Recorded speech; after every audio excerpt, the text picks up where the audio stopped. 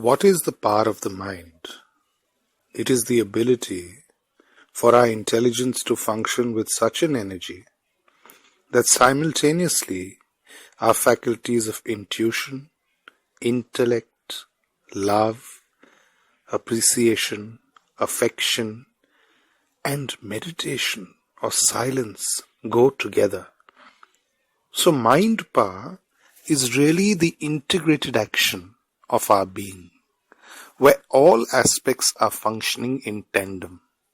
The energy is harmonious with intellectual pursuits, spiritual pursuits, as well as all emotional pursuits of man. Now, Arjun is in a very fragile state mentally, and the Gita can be looked at as the ultimate lesson in creating mind power within ourselves. In a very practical way, the power of the mind is really what determines our success in life.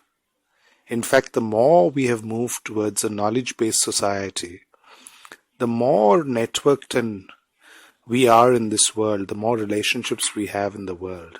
It is very important for us to look at the power of the mind not just in terms of what we can do in a classroom or with a given specific problem, but dealing in a complex manner, utilizing the best of our mind for our relationships even, for our emotional attachments even, for our decision making. But the problem is these things are never taught in the classroom, which is why texts like the Gita are so important, because it is a problem which needs to be addressed.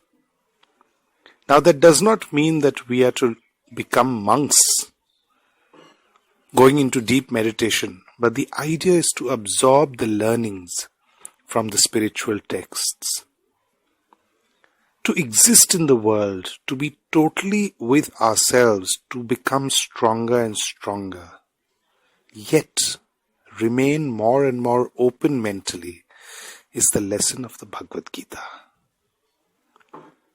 Now we can go on trying to empower ourselves, but we must know some keys about the mind to understand how we can strengthen it. Now, basically, man spends most of his time observing things on the outside. The mind looks at things on the outside. But from the spiritual angle, from the point of view of the Gita, the real secret of mind power is to look inwards. Look inwards, resolve the conflict which is going on within, and then outwardly our life falls into a spontaneous harmony. In fact, all religions say that. So Jesus says the kingdom of God is within you. The Sufis say, look within yourself. The Upanishads say, know yourself. So this is a very fundamental question which our mythology, which our spirituality tells us. And it's an answer to know all that is worth knowing from within. So it's a change of focus from looking outside through our physical eyes to looking inside with the eye of wisdom. Just this simple shift of focus is really the foundation of mind power.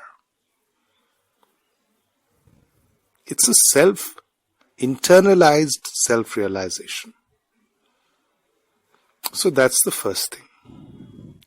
Now, many things you'll automatically find would need to be changed once you look at yourself. First of all, our culture, our conditioning has given us certain fears, has given us certain complexes. But the mind is most powerful when it is in a state of flow, in a state of joy, in a state of playfulness. In fact, science has demonstrated again and again that in a state of ananda or bliss, the mind functions to its optimum, and whatever results we want in the real world also improve. So if you're in a marketing job, your results in the world, of the practical world, will also improve. So that is mind power. The first thing we have to do is we have to accept ourselves as we are. Once you accept yourself as you are, then your energy starts becoming creative. Because there is no self-doubt, continual self-doubt. Your intelligence, your creativity, your sensitivity begin flowering. And you start realizing that what is within you as the consciousness within you has an infinite power and potential. In fact, it is capable of miracles. It is a real power you have within yourself. So mind power is recognizing your own power. With the recognition itself, your mind becomes more empowered. Your mind becomes more sensitive. Your mind becomes more clear. So the secret of mind power in the end